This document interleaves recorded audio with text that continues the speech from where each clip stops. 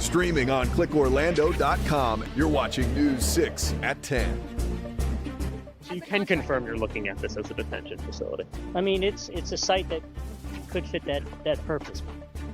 Now on News 6, could an Orlando warehouse become the next Alligator Alcatraz? What ICE agents admit after taking a tour, and reaction is pouring in. I'm sure it'll be a controversial idea, but I think it's common sense. I think it's smart logistically. Complete opposition. This is an awful, terrible idea. We are looking into the possible detention site, digging into why ICE might put it here. Not as cold tonight, but we do have another round of cold on the way. We do have a freeze warning that came out just a little bit ago. We're going to talk about how cold it gets this evening and then that secondary blast of cold for next weekend. And another death after riding a coaster at Universal, this time on Revenge of the Mummy. What we know and don't know about what happened. And new details on the random murder of a senior killed while gardening, why the man under arrest might have been in the neighborhood. Can we sell our homes? Yes. What are we selling it for? $30,000? Who's going to buy them? Fed up with flooding, those homeowners just put a local city and a major developer on notice.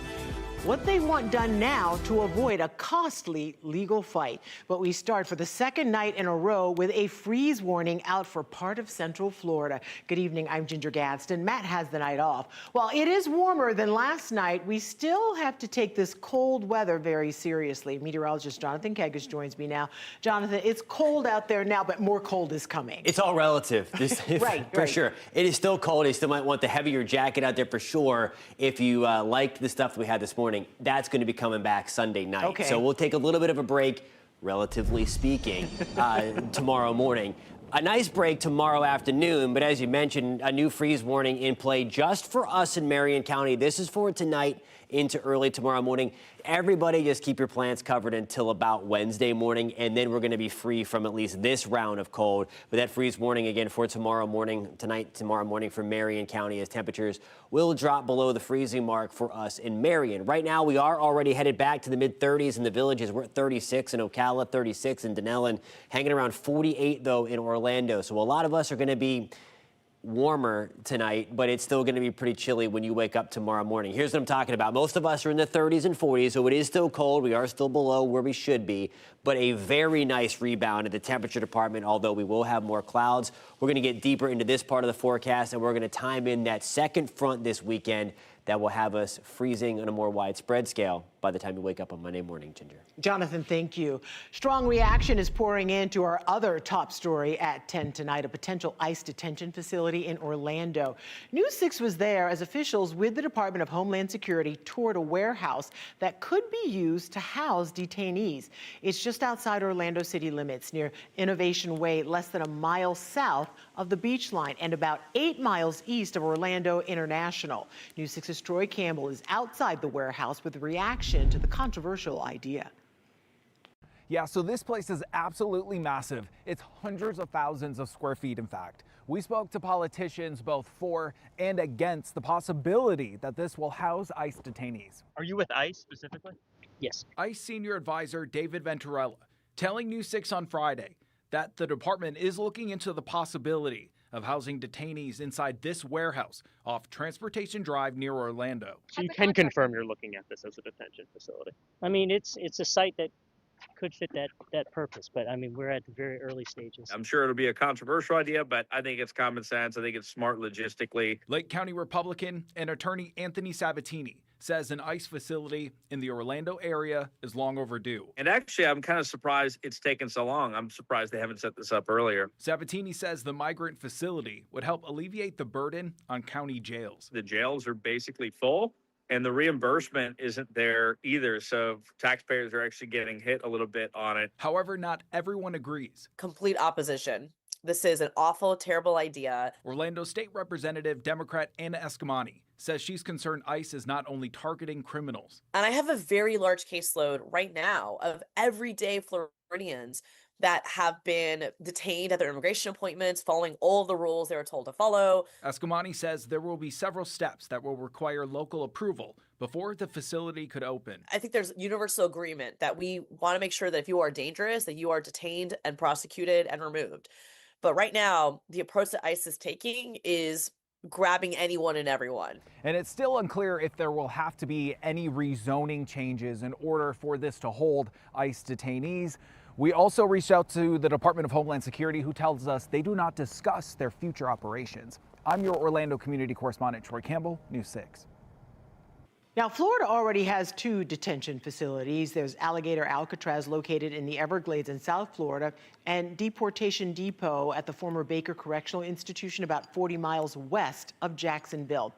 So where would this new Orange County facility be if it is built? And what's there now? News 6 investigator Mike DeForest did some digging to piece together more. The warehouse in East Orange County that's apparently being considered as an immigration detention center is currently being offered up for lease as an industrial space. In fact, I found this real estate brochure highlighting some of the building's features. The proposed immigration detention facility is currently owned by a real estate investment firm. It's located near Innovation Way, less than a mile south of the 528 Beachline Expressway and about 8 miles east of Orlando International Airport. If you're familiar with that part of Orange County, it's not very populated right now. The small amount of development in that area is mostly industrial. The warehouse is located at 8660 Transport Drive. It was built in 2024 and is being advertised as move-in ready, suggesting it's currently vacant. The warehouse has 98 loading doors, so it would not look like a typical detention facility, but the warehouse is huge, nearly 440,000 square feet of floor space. That's about half the floor space of the Kia Center in downtown Orlando, where the Orlando Magic play. Or to put it in perspective another way, that Orlando warehouse is nearly 3 times bigger than the housing facility at Alligator Alcatraz, the immigration detention facility down in the Florida Everglades. Now, Alligator Alcatraz, which is run by the state of Florida, was designed to house about 3,000 detainees. It's unclear how many detainees the Orlando warehouse could potentially hold. That warehouse is located within the city limits of Orlando. It's currently zoned for industrial. It's unclear exactly what kind of zoning changes might need to be changed before that could potentially open as a detainment center. Reporting in the newsroom, Mike DeForest, News 6. This, of course, is a developing story. We're learning new information as we go. Stay up to date by visiting clickorlando.com or downloading the free News 6 app. Another top story on clickorlando.com. A 70-year-old woman has died after riding one of the oldest and best-known coasters at Universal Orlando, Revenge of the Mummy. The information is from a quarterly public report put out by Florida's Agriculture Department detailing serious theme park injuries and deaths at major parks like Disney and Universal. According to that report, the woman passed out on the indoor coaster in November, just 2 days before Thanksgiving. She was taken to the hospital where she died, but the report from the state does not offer any more details than that. The coaster first opened at Universal Studios in 2004. Revenge of the Mummy was operating normally today. Universal declined comment when we asked. We've put in a public record request with Orlando Police and Orlando to learn more about what happened. An update now from one of the week's big stories in Seminole County. Police body cam and dash cam showing the moments a Longwood police officer opened fire on a man outside of a Circle K gas station. This happened Tuesday night at the store on West State Road 434. The department told us a day later that the man who was shot was hiding his hands, claimed to be armed, and suddenly pulled his hands from his waistband in what the police department is calling a hostile manner. Now, here is the newly released body cam footage from that night. Show me your hands, dude. Hey, someone go less lethal. Let someone go less lethal. We're pausing it just before he was shot several times. Officers were at the Circle K after someone called 911 and reported a man being suicidal and armed with a gun. He was shot more than once and taken to the hospital where he died. His name will not be released until his next of kin is notified. The officer who opened fire is on administrative leave during the investigation. New details tonight about a murder in Marion County that shocked a lot of people. Specifically about the man who Ocala police say randomly shot and killed a senior who was gardening in his front yard last week. On social media, Ocala police chief revealed 29-year-old Isaac Toy served in the military for 18 months before being discharged. He moved to Marion County from the Tampa Bay area less than 6 weeks ago and was staying in a homeless camp in the Marion Oaks area. He has family living in that area, including his mother. Toy was seen on video in downtown Ocala minutes before the shooting, but they aren't sure how he got there. And that's simply because the people that have that information are being completely uncooperative with our investigation. We continue to believe this was a random and senseless act of violence. We are still investigating how he acquired the firearm used in this crime. The chief says Toy bought a gun 2 days before the shooting, but it was not the gun used because of Florida's 3-day waiting period. Toy was receiving services from a church near the home of 64-year-old Harold Harper at the time of the shooting. Toy is due back in court next month. Tonight, people who live in Holly Hill are fighting to save their homes. They just filed a notice of claim to sue the city and a developer. Now the city and developer have to respond or a lawsuit is next. They say new construction is flooding their streets and homes. Your Volusia County community correspondent Molly Reed saw the problem firsthand. This is Newcastle Court in Holly Hill, where residents tell me they're facing a serious problem. Now, just beyond that fence there, you can see a row of townhouses. They're sitting higher than the homes here. Now, when it rains, this street floods pretty badly. The residents here think that it's runoff water coming from that development and also a new development that's now being built just next to it. But these residents, they're also pointing fingers at the city now, saying it's not handling its stormwater system right. And maybe things have been done, but nothing that has mitigated our flooding. Even when it rains, if there's more than 3 inches, the water's already up on our properties, and we start to panic. News 6 visited these residents on Anniston Avenue in Newcastle Court after several hurricanes and even lesser storms in the last 5 years. This is what that flooding looked like, several feet of water in the roads and in their homes. We went to council meetings time and time again, brought up our concerns, many residents, not just us, asked them to at least show that they were making some kind of attempt to fix the problem. But they feel nothing has changed. Their attorney just filed these 2 notices of claims for the same damages, but different causes. One was sent to D.R. Horton for how they designed and managed the development. The other was sent to Holly Hill City Manager for operational negligence of its stormwater system. D.R. Horton has 180 days to respond. The city only has 60. How they answer could lead to lawsuits, and this could end up in trial. So can we sell our homes? Yes. What are we selling it for? $30,000? Mm-hmm. Who's going to buy them? I reached out to the city manager for comment, but he told me he has not seen the paperwork yet. I also reached out to D.R. Horton for comment, but have not received a response at this time. Of course, when we do hear back, we'll update this story on clickorlando.com. I'm your Volusia County community correspondent Molly Reed, News 6.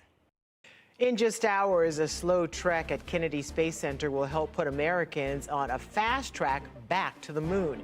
Next on News 6 at 10, an update on the rollout of Artemis II and how it will take astronauts farther than humans have ever flown before.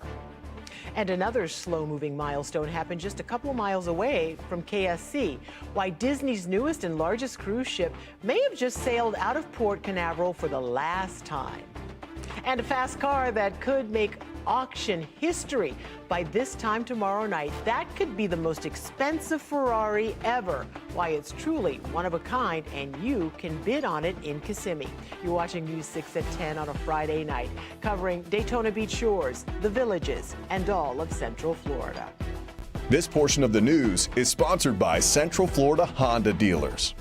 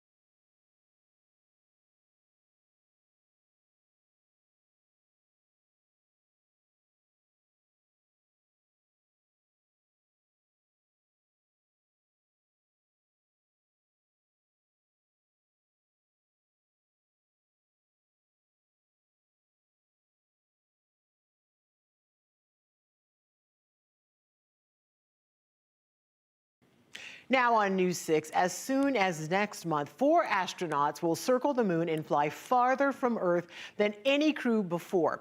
Artemis 2 will set the stage for astronauts to actually land on the moon again for the first time since 1972. But first, their rocket has to roll out to the launch pad. Cape Canaveral community correspondent James Barbero says that should happen tomorrow. In just a matter of hours, the high bay doors on this side of the vehicle assembly building will open, and NASA then plans to roll out its largest, most powerful rocket ever this way towards the launch pad. Artemis 2 is the first mission in NASA's new moon program where astronauts will be riding on the 320-foot SLS.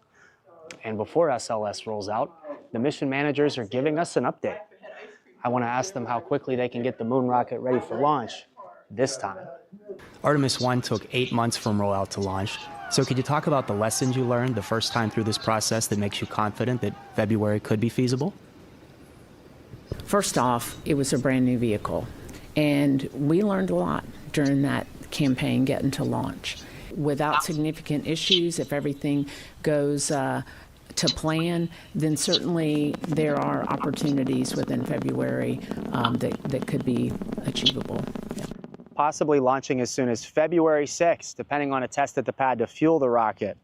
Here's what my reporting of the rollout looked like in 2022 here. For the first time in 50 years, a rocket bound for the moon. That was almost as thrilling for me as the launch itself.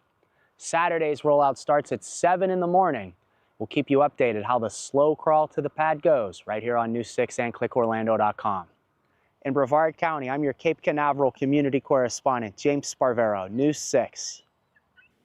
Well, it's not as fast as a rocket, but a pretty incredible ride is up for grabs tomorrow. So take a look at this beauty.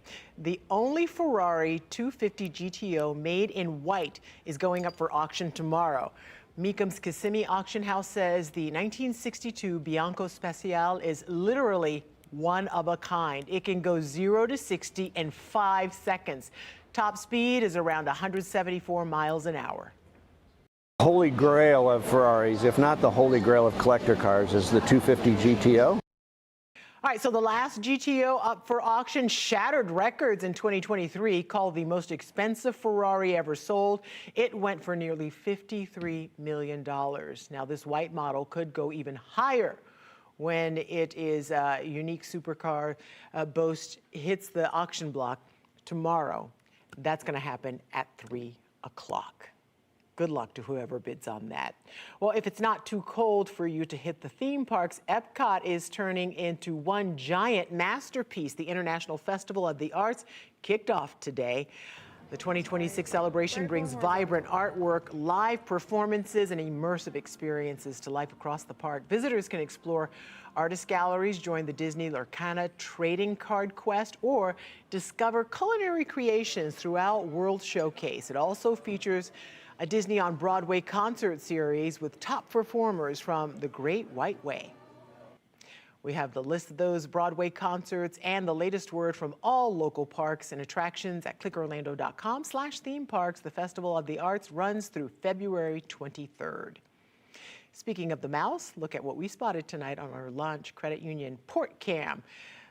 It's sped up, of course, but it's a look at Disney's newest and by far largest cruise ship yet, sailing out of the port for the first and possibly last time. You see, the Disney Adventure won't be calling Florida home.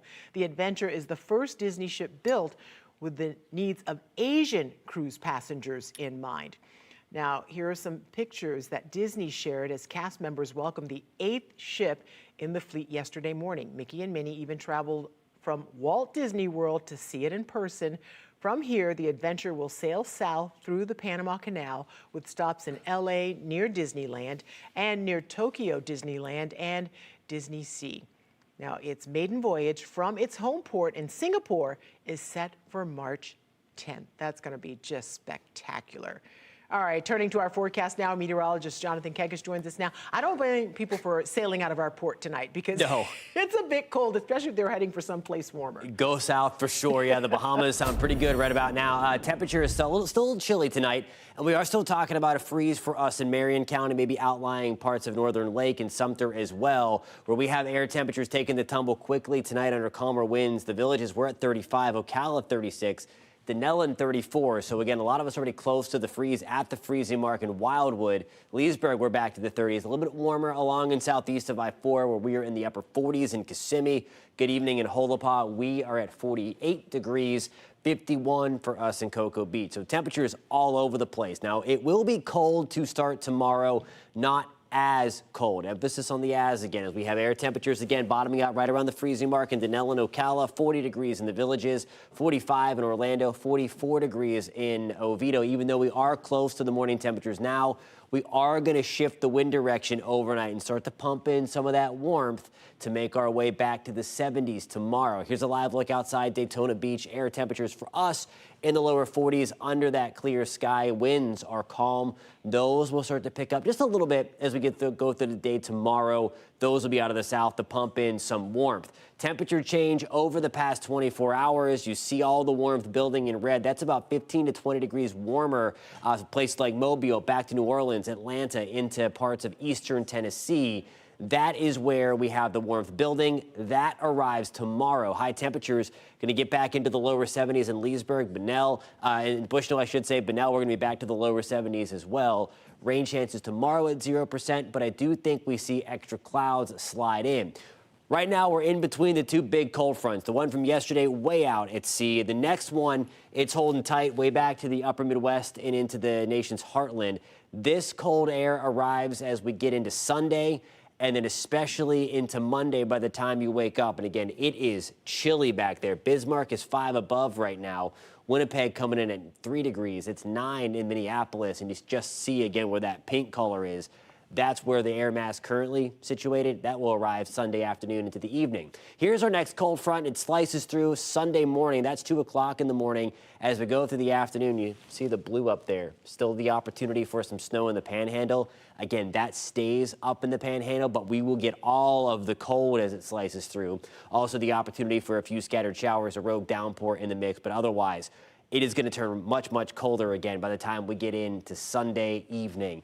61 on Sunday, 40% shot for a few scattered showers, 20s and 30s again as we get into Monday, Dr. Martin Luther King Jr. Day, looking chilly, back to the mid-50s, even though sunshine is dominant. We'll have to wait, Ginger, until the end of the work week to break out of this freeze. Oh, boy. All right, Jonathan, thank you. Well, we are getting answers on a road shutdown that's lasted for months now. Storms washed it out. Next at 10, we're hearing from drivers who say they're paying in time, gas, and tolls.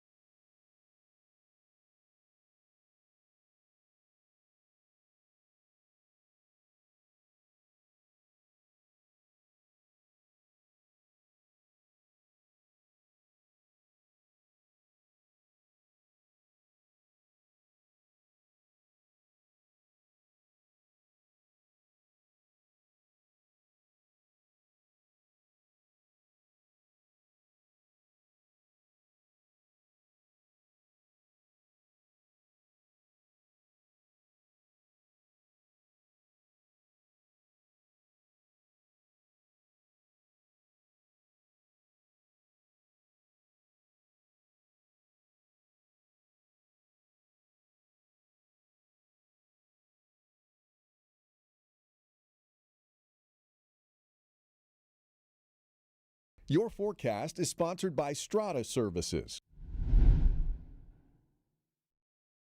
Now, several cars are still making detours right here off of East Crown Point Road because the roadway is still closed months after heavy rains damaged the roadway. I'm community correspondent Jarrell Baker here in Orange County. Now, if you look over my shoulder, you can see that there's definitely been some progress made, but many in the area are still wondering, when is the roadway going to open? It's a new year and still East Crown Point Road near Winter Garden is blocked off with barricades. What used to take a 4 or 5 minute trip to the grocery store just to get there is now like 15 minutes. You got to go around. Which means it's still a headache for drivers like Guy Manis and Rich Tischler who rely on the road. So now we've got to go alternate routes, takes a little bit longer, use a little more gas, a little more in tolls. These heavy rains in October completely soaked their Winter Garden neighborhood and tore up pipes under the roadway that Orange County crews had repaired just 6 months prior, forcing the county to shut down the road for more extensive repairs, which they said would last 3 to 4 weeks. Neighbors say the same road washed out in 2024 after Milton. But I found out that Orange County is planning to open the roadway next week. After the collapse in October, Orange County approved an emergency $485,000 contract to replace the pipes and restore the road. I'm trusting and hoping that them taking longer this time may include that they're doing it right. They say that the drainage work is done, but it's too cold to repave the roadway. If weather permits, officials say the roadway could be open as early as Wednesday. To read the county's full response, head over to clickorlando.com. I'm your Orange County community correspondent, Terrell Baker.